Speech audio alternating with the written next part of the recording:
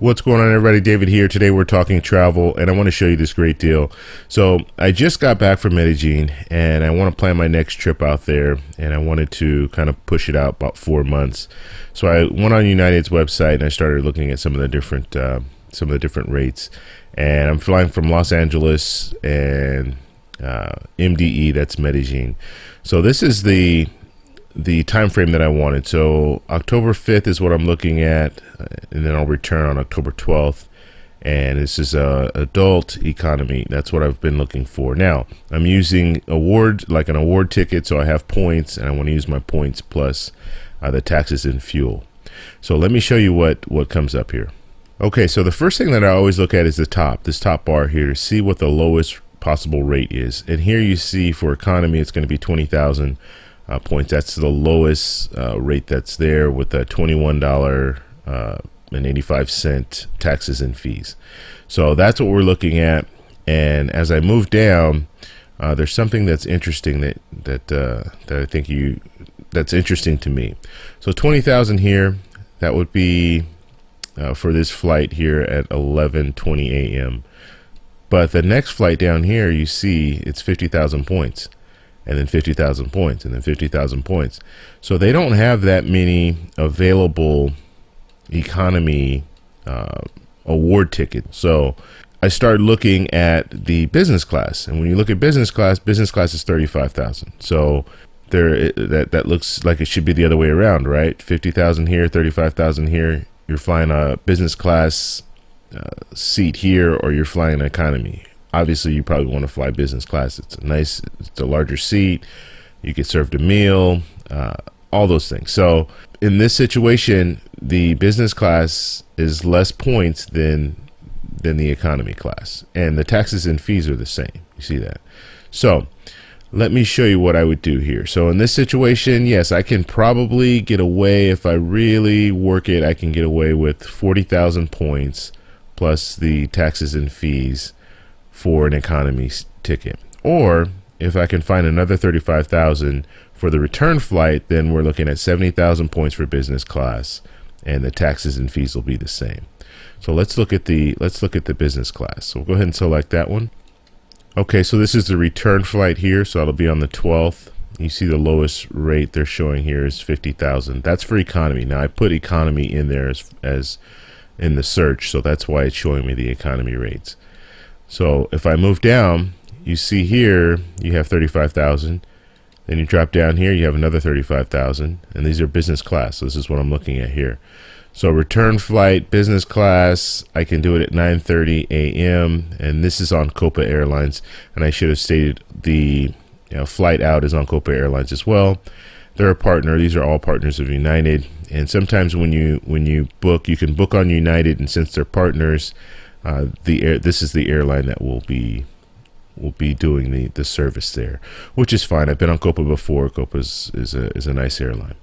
So 35,000 here, 9:30 a.m. is when I'd want to fly out. This is 5 a.m. This is crazy. I don't know why you would want to fly out at that time.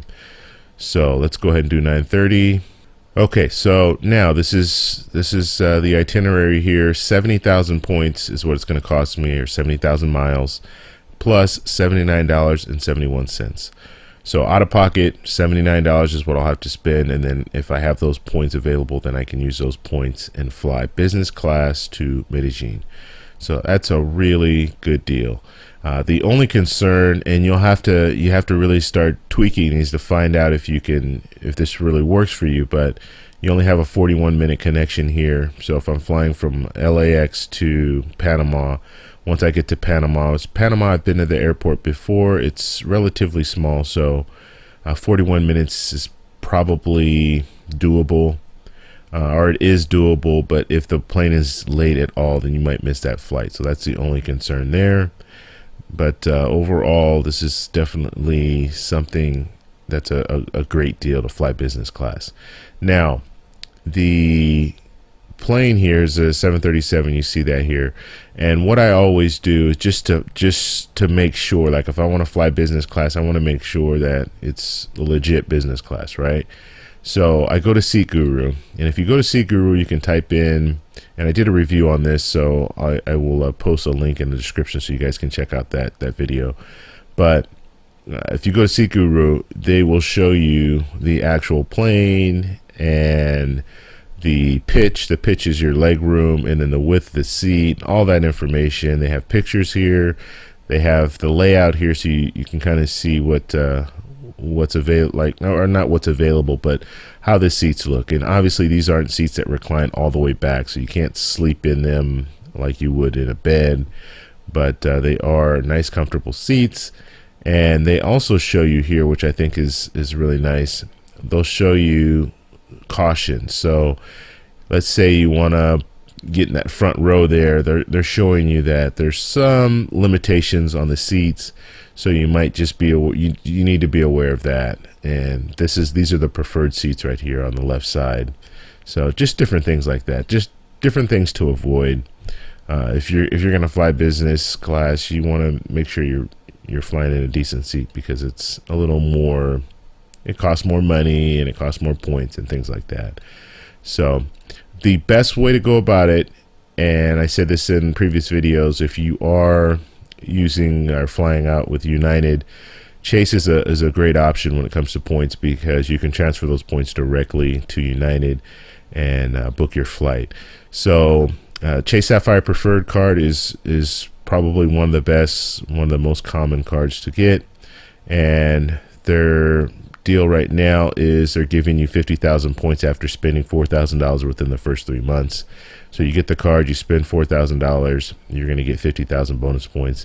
Now if you spend an additional $20,000 on the card, then you will get 30,000 bonus points. So they'll give you 80,000 points, more than enough points to fly that business class ticket.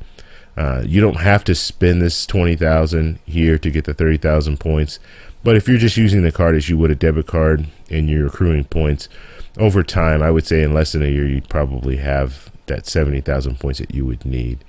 So if you guys have any questions, please post them below. If you like this video, please give me a thumbs up. Please subscribe for more, and I'll talk to you later. Bye.